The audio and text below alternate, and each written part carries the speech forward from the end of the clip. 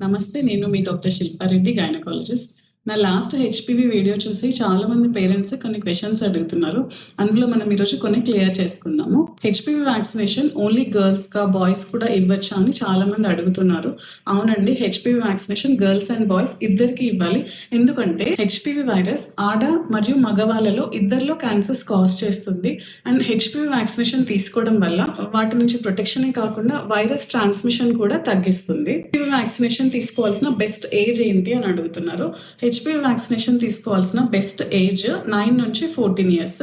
ఈ ఏజ్‌లో ఇమ్యునోజెనిసిటీ ఎక్కువ ఉంటుంది అండ్ సెక్షువల్ యాక్టివిటీ కంటే ముందే మనము ఈ వ్యాక్సినేషన్ ఇవ్వడం వల్ల వైరస్ నుంచి ప్రొటెక్షన్ ఎక్కువగా ఉంటుంది. హెచ్‌పివి వ్యాక్సినేషన్ సేఫేనా చాలా మంది అడుగుతున్నారు.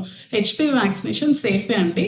హెచ్‌పివి వ్యాక్సినేషన్ వరల్డ్ వైడ్ తీసుకుంటున్నారు అండ్ ఇది WHO అప్రూవ్డ్ కూడా. మనం సేఫ్గా తీసుకోవచ్చు ఈ వ్యాక్సిన్. హెచ్‌పివి వ్యాక్సినేషన్ ఎన్ని డోసెస్ తీసుకోవాలి?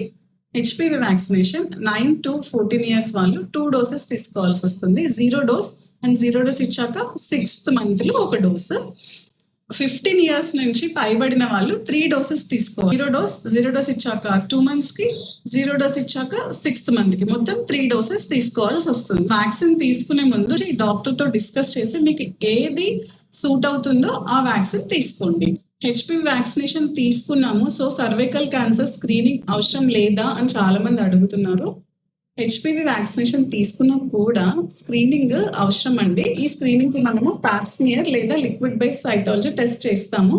దీని గురించి మనము ఇంకా డీటెయిల్డ్ గా కమింగ్ డేస్ లో తెలుసుకుందాము. Thank you.